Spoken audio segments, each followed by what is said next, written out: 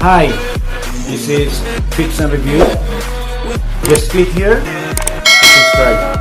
I'm Alex Bautista, difficulty in electronics. Click here to subscribe. Pinoy Tech PH, proud to be Pinoy Tech Vlogger. Please support my YouTube channel and click here to subscribe. Hi guys, I'm Marco Francis 713 Mix Vlog. Please click here and subscribe. What's up mga ka-timing? Another video na naman ang ating gagawin. At in this vlog ay mangungulimbat tayo ng makina ng motorsiklo. So ito, matagal na itong motorsiklo na to. Almost nasa 7 years na daw siyang naka-junk. So kukunin na lang natin yung makina at i-repair natin, no? Syempre shoutout muna sa ating mga kapwa tech vlogger na dito sa ating YouTube community. Shoutout po sa inyong lahat. Sana supportahan po natin yung mga tech vloggers natin na mga masters, especially kay Mojajos Technique. So shoutout po sa inyo, maraming salamat po sa inyo at marami tayong mga natututunan sa inyong mga vlogs. At kay Alex Bautista, difficulty in electronics, maraming salamat po sa inyo, marami po tayong mga natututunan. At sa lahat po ng tech vloggers, maraming salamat po sa inyo. At ito, ilapit lang natin. So ito, ang motorsiklo na to, Lipan 110 yata to. Ayan.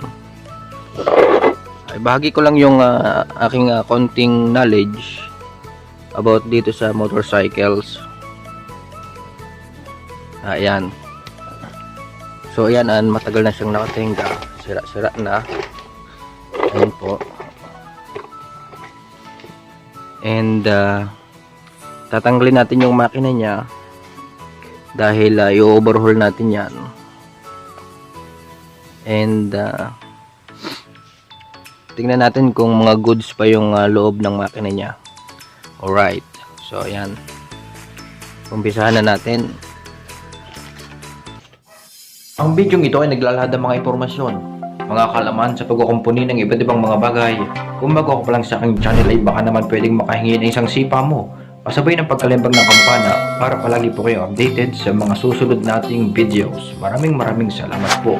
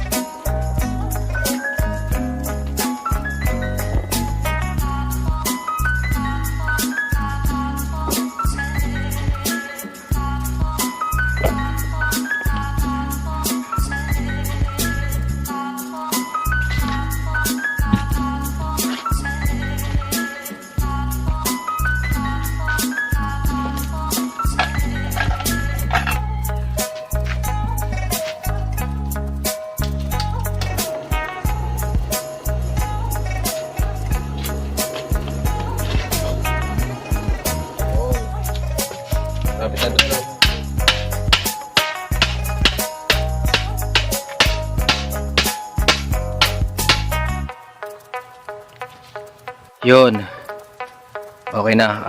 Hindi natin ito matatapos, no? So igagawa na lang natin siya ng pangalawang parts o part 2. So puputulin na natin yung video hanggang dito na lang kasi tapos na natin siya ibaklas.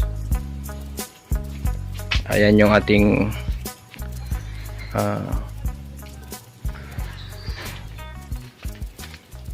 So, tapos na natin siya ibaklas.